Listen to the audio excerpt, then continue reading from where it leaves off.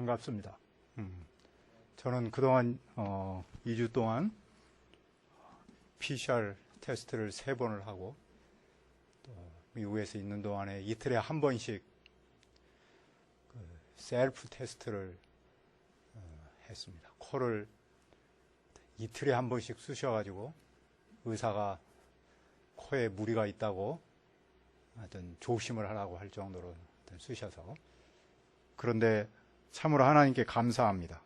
하나님께서 은혜를 주셔서 건강한 모습으로 만나서 감사하고, 많은 분들이 어려운 가운데 있는데 하나님께서 우리를 불쌍히 여기셔서 속히 은혜 안에서 또 평화 안에서 함께 할 수 있기를 바랍니다. 이 시간에 울지 말라라는 말씀의 제목으로 은혜를 나누기를 원합니다. 우리 13절 같이 한번 읽겠습니다. 시작. 주께서 과부를 보시고 불쌍히 여기사 울지 말라 하시고 은혜로우신 아버지 하나님, 이 시간 예배하고자 원합니다. 성령님께서 우리와 함께 해주시고 한 말씀을 친히 허락하여 주옵소서. 감사하고 예수님의 이름으로 기도합니다. 아멘. 제가 지난번에 미국에 갔을 때 입국 심사관이 물었습니다. 미국에 온 목적이 무엇입니까? 저는 제 친구 장례식이 있어서 왔습니다. 그랬더니 그 사람은 즉시 I'm sorry, 유감입니다라고 대답을 하더군요. 저는 영화에서만 들었던 그 대사를 직접 들으니 놀랍기도 하고 또한 위로를 받은 것처럼 마음이 따뜻했습니다. 하지만 제 친구의 유족이 I am sorry 정도의 유감입니다라고 말을 듣는다고 해서 그렇게 큰 위로를 얻을 수 있겠습니까? 우리가 정말로 큰 슬픔 가운데 있을 때 진정한 위로는 무엇일까요? 예수님은 모든 말씀을 백성에게 들려주신 후에 가버나움으로 가셨습니다. 그것에 어떤 백부장이 있었는데, 백부장은 군인 100명으로 구성한 부대의 장입니다. 그는 유대인이 아닌 이방 사람이었습니다. 그에게 사랑하는 종이 있었는데 그 종은 병들어 죽어가고 있었습니다.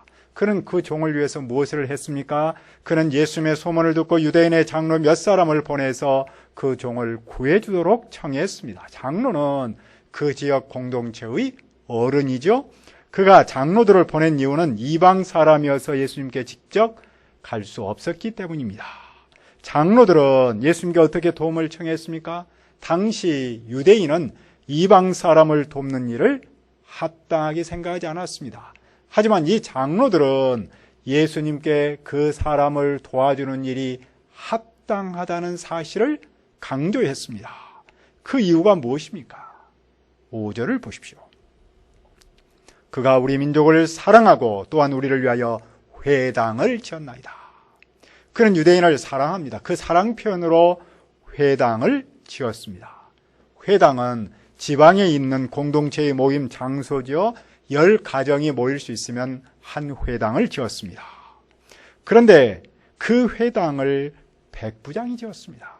그는 이방 사람이었지만 하나님의 사람이었습니다. 따라서 그는 예수님한테 도움을 받을 만합니다. 예수님의 반응은 어떠했습니까? 예수님은 그들과 함께 그 집으로 가십니다. 그때 백부장의 벗들이 와서 이렇게 전합니다. 주님, 수고하지 마옵소서. 내 집에 들어오심을 나는 감당하지 못하겠습니다.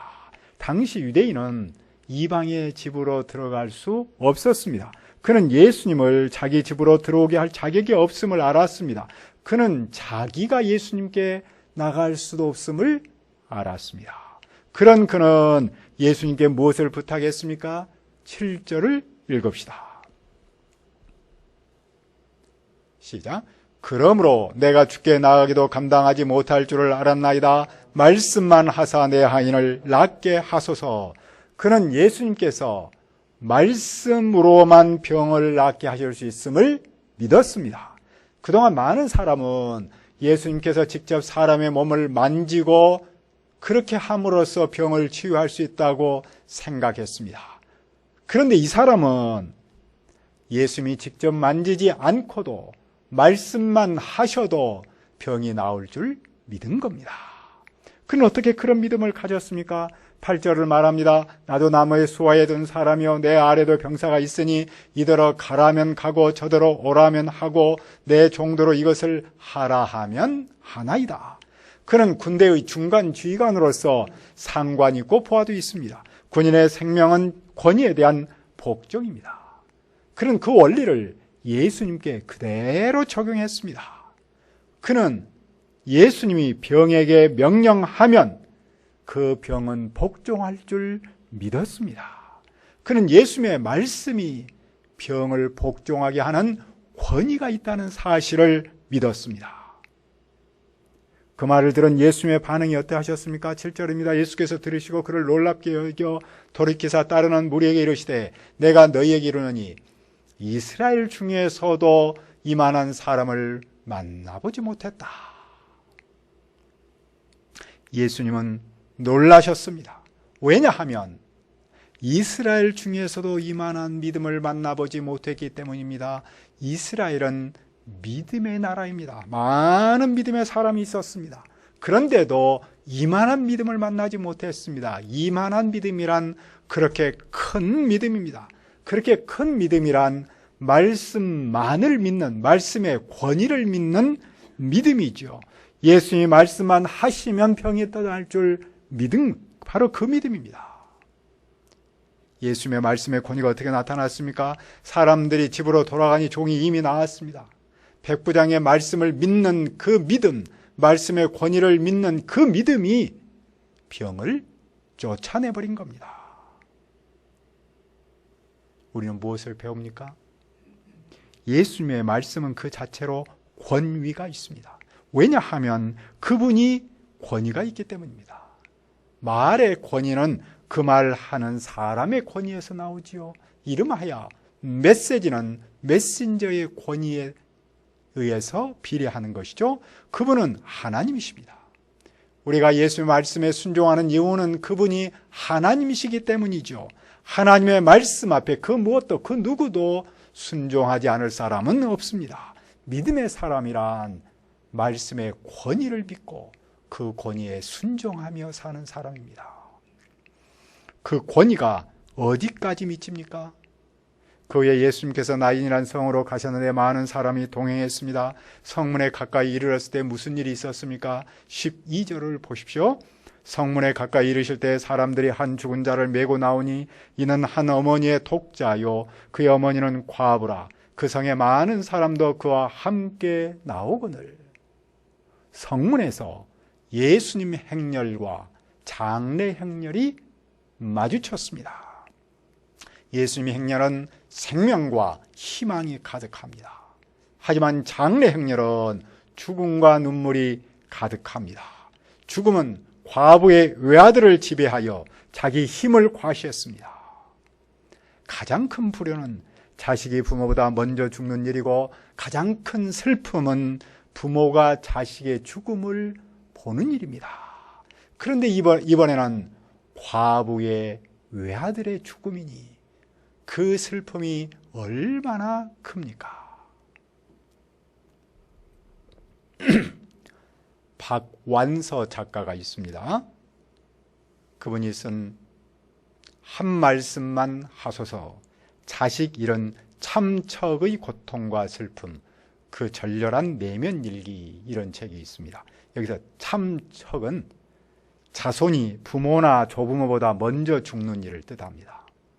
그녀는 1988년 넉 달 사이에 남편과 아들을 연달아 잃었다는군요.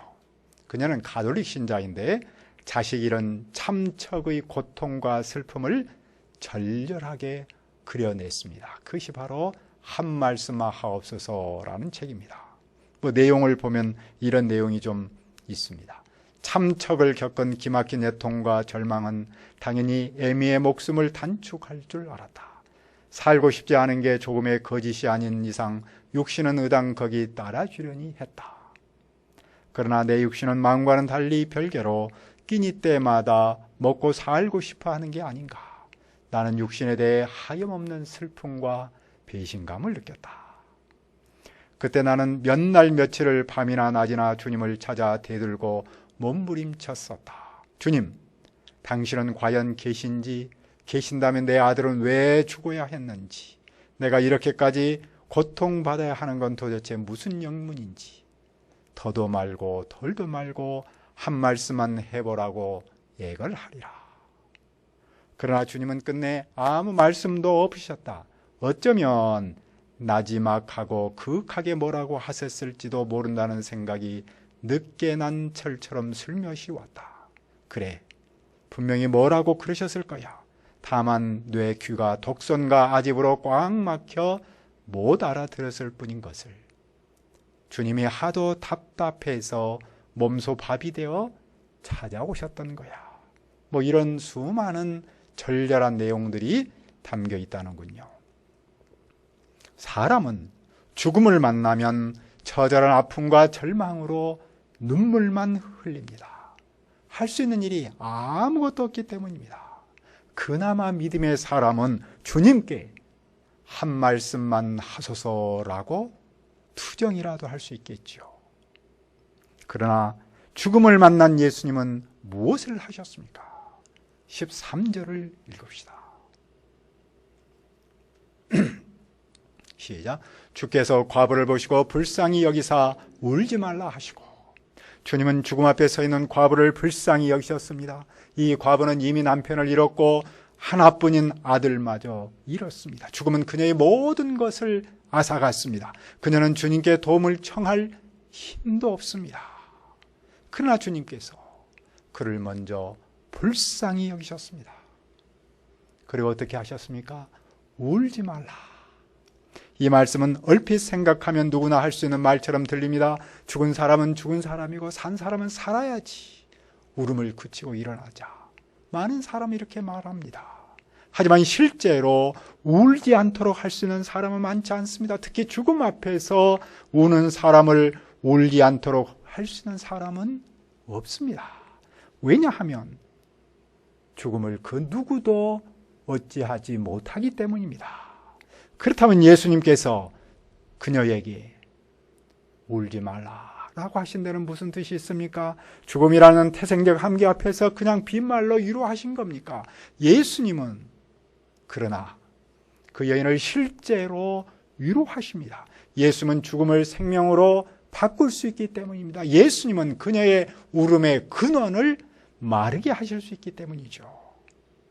주님은 그녀의 눈물을 어떻게 그치게 하셨습니까? 14절도 읽읍시다. 시작. 가까이 가서 그 관에 손을 대시니 맨 자들이 서는지라. 예수께서 이르시되 청년아 내가 내게 말하노니 일어나라 하시매. 예수님은 그 관에 손을 대셨습니다. 율법에 따르면 관을 만지는 일은 부정한 일이었습니다. 그러나 예수님은 그녀를 눈물을 그치게 하려고 관에 손을 대셨습니다. 관을 맨 사람이 섰습니다. 예수님은 죽은 청년에게 말씀하셨습니다. 일어나라. 예수님은 죽은 청년에게 마치 잠을 자고 있는 청년을 깨우듯이 말씀하셨습니다. 왜냐하면 예수님께 죽음은 잠과 같기 때문입니다. 죽은 청년은 예수님의 말씀 앞에서 어떻게 했습니까? 죽었던 자가 일어나 앉고 말도 하거늘 예수께서 그를 어머니에게 주시니 죽었던 사람이 일어나 앉았습니다. 그는 말도 했습니다. 예수님은 그를 어머니에게 주셨습니다. 예수님은 누구도 할 수 없는 그 일을 하셨습니다. 죽음의 형렬은 온 세상을 향해 죽음이야말로 가장 힘있는 존재라는 사실을 보였습니다. 죽음이 주는 눈물을 그 누구도 멈추게 할 수 없다는 것을 당당하게 사람들 속에 보였습니다. 그러나 그 죽음과 그 눈물 앞에 예수님이 섰습니다. 예수님은 과부의 눈물에게 명령하셨고 청년의 죽음에 명령하셨습니다. 울지 말라. 청년아 일어나라. 그 명령 앞에서 눈물과 죽음이 어떻게 반응했습니까? 예수님은 그녀를 울지 않도록 하셨습니다. 죽은 아들을 살리셨습니다. 그런데 그 일을 어떻게 하셨습니까? 오직 말씀으로 하셨습니다. 예수님의 말씀 앞에서 죽음은 아무 일도 하지 못했습니다. 여인을 계속 울도록 하지도 못했습니다. 청년을 죽음에 묶어 놓지도 못했습니다. 눈물과 죽음은 예수님의 말씀의 권위 앞에 복종했습니다. 예수님 말씀의 권위는 죽어가는 사람을 살리는 것은 물론이고 죽어버린 사람도 살리셨습니다. 왜냐하면 그분은 사람의 몸을 입고 이 땅에 오신 하나님이시기 때문입니다. 그분은 태초부터 지금까지 말씀으로 일하십니다. 그분은 말씀으로 온 우주를 만드셨고 말씀으로 그 온 우주를 지탱하고 계십니다. 사람은 그분의 말씀을 들어야 하기에 우리에게 말씀을 주셨습니다. 그것을 기록한 것이 바로 성경입니다. 성경 안에는 하나님이 있으십니다. 말씀은 곧 하나님이십니다. 우리는 말씀을 통해 하나님을 만나고 그분의 음성을 듣습니다. 따라서 누구든지 그분의 말씀을 믿으면 말씀의 권위를 체험합니다. 말씀의 권위를 체험하면 내 삶에서 만나는 문제를 해결합니다. 죽음의 세계에 사는 사람이 생명의 세계로 옮겨갑니다. 우리는 그것을 구원이라고 부릅니다. 구원은 그러니까 말씀의 권위를 믿는 믿음에서부터 시작하고 믿음으로 완성합니다. 우리 시대는 권위를 그다지 좋아하지 않습니다. 인정하지 않습니다. 과거 권위주의에 대한 부정적 영향과 그에 대한 반발심 때문이죠. 권위주의는 허물어야 하지만 권위는 세워야 합니다. 특히 말씀의 권위를 세워야 합니다. 권위를 영어로는 authority라고 표현하고 특별히 헬라어로 exousia라는 말을 씁니다. 특별히 헬라어를 말을 하는 것은 이 단어를 하나 이렇게 알면 좋겠다, 마음속에 간직하면 좋겠다라는 뜻에서 그러면 권위를 훨씬 더 강조할 수 있어서 아주 모처럼 헬라어를 말합니다. 엑수시아. 성경은 예수님 말씀의 권위, authority, 엑수시아를 계속해서 강조합니다. 예수님의 말씀은 병도 복종하게 하고 죽음도 복종하게 하는 엑수시아가 있다고 오늘 가르칩니다. 왜 그럴까요? 미국의 기독교 철학자 프란시스 세포라는 분이 있습니다. 그는 그러면 우리는 어떻게 살 것인가? How should you live then? 이라는 책에서 현대사의 유감스러운 사태들의 이유를 고찰하고 실효성 있는 대안을 제시합니다. 아주 간단합니다. 우리는 하나님의 말씀으로 돌아가야 한다. 교회가 말씀의 엑수시아를 인정하고 말씀대로 살려고 애써야 한다. 이분이 강조한 말씀대로 말씀의 권위, 즉 엑수시아를 말하고 있습니다. 우리 가운데 누구도 눈물을 흘리지 않고 사는 사람은 없습니다. 사실 사람은 태어나는 순간부터 울지요. 우는 것이 참 정상입니다. 안 울면 막 엉덩이를 때려서 울게 만들죠. 그러면서 또 살면서 이런저런 문제로 웁니다. 그러니까 삶은 어떤 점에서 눈물의 연속이고 눈물의 씨앗처럼 보입니다. 지금 우크라이나는 눈물 바다입니다. 그런데 러시아에도 우는 사람이 많습니다. 우리 중에 안타까운 일로 눈물을 흘리는 사람이 또 얼마나 많습니까? 이런 우리를, 이 세상을 누가 위로할 수 있습니까? 오직 예수님뿐입니다. 예수님의 말씀뿐입니다. 옛적에 우리 믿음의 선배들은 교회에서 말씀을 들으면서 예수님을 만나면서 울었습니다. 예배 시간은 눈물의 시간이었습니다. 찬송하며 울고 기도하며 울었습니다. 군대에 가면 훈련소 예배실은 눈물 바다입니다. 그 젊은 청년들이 예배 보면서 눈물을 툭툭 떨어뜨립니다. 세상에서 만난 아픈 현실로 울었던 사람이 교회에 와서 또 우는 거죠. 그런데 같은 눈물이었지만 그 눈물의 내용은 전혀 다릅니다. 세상에서는 슬퍼서 울었지만 교회에서는 주님의 위로를 경험해서 울었습니다. 말씀의 권위가 주는 그 말씀의 권위 때문에 위로를 받아서 우는 겁니다. 예수님은 말씀하셨습니다. 지금 우는 자는 복이 있나니 너희가 웃을 것이며. 예수님은 우리의 눈물을 절대로 눈물로 끝나도록 보내주지 않습니다. 그 눈물을 웃음으로 바꾸십니다. 말씀의 권위를 통해서. 따라서 누구든지 말씀의 권위를 믿으면 눈물을 그치고 웃습니다. 말씀의 권위를 본 사람들의 반응은 어땠습니까?